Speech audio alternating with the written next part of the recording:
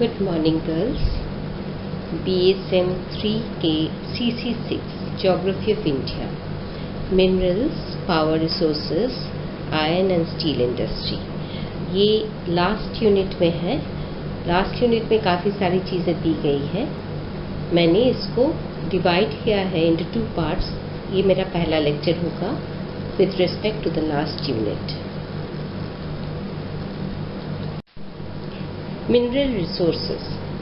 A mineral is an aggregate of 2 or more elements. यानी खनिज 2 या 2 से अधिक तत्वों का समुच्चय है. Minerals generally occur in the earth's crust in the form of an ore. खनिज अयस्क के रूप में पृथ्वी की सतह पर मिलते हैं. India is very rich in minerals. But the distribution of minerals is highly uneven. Bharat वैसे तो खनिज संपदा में काफ़ी धनी है, लेकिन इसका वितरण एक समान नहीं है. The mineral wealth of India is largely confined to igneous and metamorphic rocks of peninsular India, while the Great Plains of India and the Himalayan regions are almost devoid of minerals. इसका मतलब ये है कि जितनी भी खनिज संपदा भारत में पाए जाते हैं वो आग्नेय एवं रूपांतरित चट्टानों में ही अधिकतर पाए जाते हैं. आग्नेय एवं रूपांतरित चट्टान पेनिनसुला यानी प्रायद्वीपीय भारत में ही मौजूद है. इसलिए वहाँ हमें खनिजों का भंडार मिलता है, जबकि उत्तरी गंगा मैदान और हिमालय क्षेत्र में हमें कम मेटेलिक मिनरल्स मिलते हैं. States which are rich in metallic and non-metallic minerals are Jharkhand, Chhattisgarh, Odisha, Bihar, West Bengal, Madhya Pradesh, Karnataka, Maharashtra, Tamil Nadu, Gujarat, Uttarakhand, Andhra Pradesh और Assam. And those states which are poor are Uttar Pradesh, Haryana, Punjab, Himachal Pradesh, Jammu Kashmir and Gangetic West Bengal. ये सारे जो राज्य हैं इसमें minerals की कमी है. दूसरे पॉइंट पर पावर रिसोर्सेस है. पावर रिसोर्सेस में हम मिनरल फ्यूल्स की बात करेंगे, जिसको हम फॉसिल फ्यूल्स भी कहते हैं. कोल, पेट्रोलियम, नेचुरल गैस, खनिज तेल, कोयला और प्राकृतिक गैस, ये तीनों जो है ये मिनरल फ्यूल्स है, ये फॉसिल फ्यूल्स है, जीवाश्म ईंधन है. और थर्ड पॉइंट हम लोग डिस्कस करेंगे iron and steel industry. Cement industry हम लोग आज डिस्कस नहीं करेंगे, अगले लेक्चर में इसको डिस्कस करेंगे. इस मैप में मैंने जियोलॉजी और मिनरल्स दोनों को दिखाया है. मैंने पिछले स्लाइड में ही बताया था कि कहाँ पर मिनरल्स मिलते हैं, जहाँ हमें आग्नेय एवं रूपांतरित चट्टान मिलेंगे. तो आपके बाएं साइड के मैप में आप देखिए, यहाँ पर जो कलर अलग अलग कलर से आपको चट्टानों के बारे में बताया गया है. दाहिना साइड के मैप में मिनरल्स का वितरण बताया गया है. मिनरल बेल्ट्स ऑफ इंडिया जो है, एक है छोटा नागपुर बेल्ट जो कि झारखंड में है, छत्तीसगढ़ में है, उड़ीसा, बिहार में है. इसमें सारे मिनरल्स तकरीबन पाए जाते हैं. दूसरा है मिडलैंड बेल्ट जो कि छत्तीसगढ़, मध्य प्रदेश से लेकर आंध्र प्रदेश और महाराष्ट्र तक फैला हुआ है. एक सदर्न बेल्ट है जो कि आंध्र प्रदेश, कर्नाटक, तमिलनाडु में फैला हुआ है. यहाँ हमें gold, iron ore, chromite, manganese ये सब मिलते हैं. एक वेस्टर्न बेल्ट है जो कि राजस्थान, गुजरात में है. अब देखेंगे राजस्थान गुजरात में जो पीला रंग आपको दिख रहा है, जहाँ एलुवियम है वहाँ मिनरल्स नहीं है, लेकिन उस पीले रंग में राजस्थान में आपको कहीं कहीं पर आपको ब्लू कलर दिखेंगे, वहाँ पर आपको मिनरल्स मिलेंगे, नॉन फेरस मिनरल्स मिलेंगे, जैसे कॉपर, लेड, जिंक, जस्ता, यूरेनियम, माइका, मैंगनीज। एक और बेल्ट है साउथ वेस्टर्न बेल्ट, जो कि गोवा, कर्नाटक और केरला में है, और यहाँ आपको मिलेंगे आयरन और फिर न्यूक्लियर मिनरल्स, जिससे कि न्यूक्लियर पावर जनरेट होता है, आणविक शक्ति का उत्पादन होता है, जैसे कि इल्मेनाइट, जर्कॉन, मोनाजाइट, ये सब हमें केरला में मिलते हैं। इसके अलावे चाइना क्ले, लाइमस्टोन, सोपस्टोन भी मिलते हैं। इस स्लाइड में आपको major coal fields of India, इन कोयले के खान दिखाए गए हैं, और डायनासाइट में जो कोयले कोल फील्ड्स है उसके बारे में बताया गया है। अब भारत में कोयला, वैसे तो हम जानते हैं कि कोयले 3 तरह के होते हैं, एंथ्रासाइट, बिटुमिनस, लिग्नाइट। पीट एक बहुत ही घटिया किस्म का कोयला होता है। कार्बन की मात्रा पर डिपेंड करता है कि कौन सा कोयला सबसे अच्छा होता है। सबसे अधिक कार्बन की मात्रा एंथ्रासाइट में होती है, तो एंथ्रासाइट कोयला सबसे अच्छा होता है। हमारे देश में बिटुमिनस कोयला का भंडार ही सबसे अधिक है। कोयला हमें गोंडवाना के चट्टानों में मिलता है खास तौर से, और गोंडवाना के चट्टान हमें पूरे प्रायद्वीपीय क्षेत्र में मिलता है, पेनिनसुलर इंडिया में। तो गोंडवाना कोल फील्ड्स जो है वो पेनिनसुलर इंडिया में कहाँ कहाँ मिलते हैं, आप दाहिनी तरफ देखिए, पश्चिम बंगाल, बिहार, उड़ीसा, आंध्र प्रदेश, मध्य प्रदेश, महाराष्ट्र और गुजरात। जितने भी कोल फील्ड्स यहाँ पर है सारे गोंडवाना कोल के हैं, जो कि अच्छे किस्म के कोल हैं। और जो टर्शियरी वैरायटी ऑफ कोल है वो बहुत अच्छे किस्म के कोल नहीं है। इसमें खास तौर से हमें लिग्नाइट मिलता है, जो कि हमें असम, जम्मू कश्मीर, राजस्थान, तमिलनाडु, केरला और गुजरात में मिलता है, जहाँ पर चट्टानें जो है वो टर्शियरी एज की बनी हुई चट्टानें हैं। अब चले आते हैं खनिज तेल या पेट्रोलियम। पेट्रोलियम की उत्पत्ति जो है वो अवसादी चट्टानों में ही होती है। अवसादी चट्टानों में पेट्रोलियम पाया जाता है, because petroleum is of marine origin, क्योंकि ये समुद्री अवसादी चट्टानों में अधिकतर पाए जाते हैं।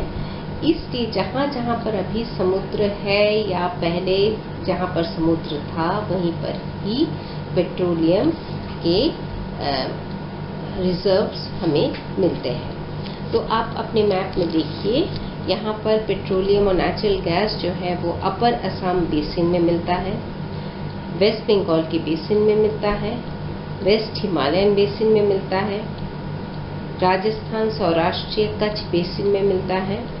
अब देखिए येलो कलर और ऑरेंज कलर से दिखाया गया है। नॉर्थ गुजरात बेसिन में है, गंगा वैली बेसिन में है, और कोस्टल तमिलनाडु यानी तटवर्ती क्षेत्र तमिलनाडु, आंध्रा, केरल, अंडमान निकोबार तथा ऑफशोर फील्ड्स भी है, जैसे बॉम्बे हाई है जो कि ऑफशोर फील्ड है।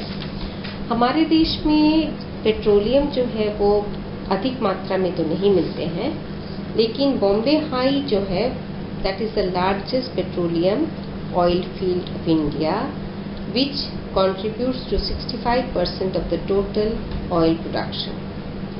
उसके बाद भी हमें इंपोर्ट करने पड़ते हैं, हम काफ़ी सारे पेट्रोलियम को इंपोर्ट भी करते हैं। बहुत सारे पाइपलाइंस है हमारे देश में। एक है HBJ पाइपलाइन जो कि आपको दिखाया गया है, लाइन आप देखिए आपके मैप में लाइन है। ये HBJ पाइपलाइन जो है ये सबसे लंबा पाइपलाइन है, हजीरा विजयपुर जगदीशपुर गैस पाइपलाइन। फिर से मैं बोल रही हूँ, Hazira Vijaypur Jagdishpur HBJ gas pipeline, जिसकी लंबाई 1750 किलोमीटर्स है। It is the longest pipeline of India और ये 75 बड़े और छोटे नदियों और रेलवे क्रॉसिंग्स को पार करके गुजरात से मध्य प्रदेश होते हुए उत्तर प्रदेश में जगदीशपुर तक जाता है और ये विजयपुर के फर्टिलाइजर प्लांट को ये ऑयल सप्लाई करता है। अब हम चले आते हैं हाइडल थर्मल और न्यूक्लियर पावर प्लांट्स पर। हाइड्रो इलेक्ट्रिसिटी यानी जल विद्युत डिपेंड करता है पेरिनियल एंड सीजनल रिवर्स के ऊपर। जहाँ पर नदियाँ मौसमी नहीं होती, 12 महीने बहती हैं, वहीं पर हाइड्रो इलेक्ट्रिसिटी प्रोड्यूस किया जाता है। और हमारे देश में क्योंकि काफ़ी सारी नदियाँ हैं, इन नदियों पर डैम्स बने हुए हैं, मल्टीपर्पज़ प्रोजेक्ट्स है, इसलिए काफ़ी जल विद्युत भी उत्पादन होता है। डिटेल्स के लिए आप अपने स्कूल की किताब देख सकते हैं, इंटरमीडिएट की किताब देख सकते हैं, मैं आपको डिटेल्स में नहीं जाऊंगी। बगल में न्यूक्लियर पावर प्लांट है, thermal and nuclear power plant. Thermal यानी ताप विद्युत और वो कोल या पेट्रोलियम और नेचुरल गैस से होता है। और न्यूक्लियर पावर प्लांट यानी आणविक शक्ति का प्लांट जो है वो बनता है जहाँ पर हमें यूरेनियम मिलते हैं, जहाँ पर हमें मोनाजाइट मिलता है। इन सब चीज़ों में एटॉमिक एनर्जी इंस्टीट्यूशन जो है वो ट्रॉम्बे में है और इसके अपने कुछ प्लांट्स हैं। इसके अलावा कुछ नॉन कन्वेंशनल एनर्जी सोर्सेस भी है, जैसे कि सोलर एनर्जी जिसको हम सौर ऊर्जा कहते हैं, विंड एनर्जी, वायु ऊर्जा, फिर टाइडल एनर्जी है, जियोथर्मल एनर्जी है। तो ये सारी बायो एनर्जी है। ये सारी सोर्सेस ऑफ एनर्जी भी हमें, क्योंकि ये क्लीन एनर्जी है, ये रिन्यूएबल है, इसका उत्पादन एक बार नहीं बार बार किया जा सकता है, तो हमें अभी अपने एनर्जी क्राइसिस को मिटाने के लिए तापीय विद्युत से अन्य विद्युत स्रोतों की तरफ ध्यान देना है। लास्ट स्लाइड में हम बात करेंगे आयरन एंड स्टील इंडस्ट्री के जो factors which affect the location and the problems faced by iron and steel industry. लौह इस्पात उद्योग के लिए क्या क्या रॉ मटेरियल्स चाहिए? पहले तो लौह अयस्क चाहिए, आयरन और, उसके बाद कोयला चाहिए, उसके बाद लाइमस्टोन चाहिए जो साफ करता है, डोलोमाइट चाहिए, मैंगनीज चाहिए जो आयरन और को हार्डनेस देता है, पानी चाहिए, लैंड चाहिए, कैपिटल पूंजी पैसा चाहिए, लेबर चाहिए, इलेक्ट्रिसिटी चाहिए, मार्केट चाहिए। आप सिर्फ बनाएंगे और बेचेंगे नहीं, ये तो हो ही नहीं सकता। तो इन सारी चीज़ों को लेकर ही लौह इस्पात केंद्र स्थापित किया जा सकता है, क्योंकि यहाँ दो बहुत ही भारी चीज़ों का इस्तेमाल होता है। एक है कोयला और दूसरा है लौह अयस्क, आयरन ओर। इसीलिए स्टील प्लांट्स जो है वो लोकेटेड होते हैं, वो स्थापित होते हैं या तो कोयले की खानों के करीब या आयरन ओर यानी लौह अयस्क के खानों के करीब, ताकि कुछ तो खर्चा बच जाए। कभी कभी ये मार्केट के पास भी एस्टैब्लिश होते हैं, ताकि मार्केट में क्या होता है, जो फिनिश प्रोडक्ट होता है, जो स्टील बनता है, उसको मार्केट से ही बेचा जाता है। तो हमारे यहाँ स्टील अथॉरिटी ऑफ इंडिया के अंतर्गत काफ़ी सारे स्टील प्लांट्स हैं, जैसे कि बोकारो स्टील प्लांट है, भिलाई स्टील प्लांट है, राउरकेला स्टील प्लांट है, दुर्गापुर स्टील प्लांट है, आसनसोल बर्नपुर में एक स्टील प्लांट है और साउथ में भद्रावती स्टील प्लांट है। और इसके अलावे विशाखापट्टनम में एक स्टील प्लांट है जिसको राष्ट्रीय इस्पात निगम लिमिटेड कहते हैं।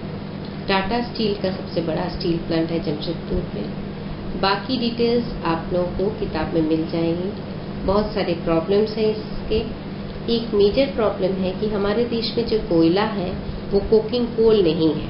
कोकिंग कोल का इस्तेमाल होता है आयरन एंड स्टील इंडस्ट्री में। अब हमारे देश में क्योंकि कोयले का किस्म जो है, जो वैरायटी है, वो कुकिंग कोल का वैरायटी नहीं है, इसलिए हमें उस कोल को इंपोर्ट करना पड़ता है, जो कि हम करते हैं ऑस्ट्रेलिया से। और इससे खर्चा बढ़ जाता है।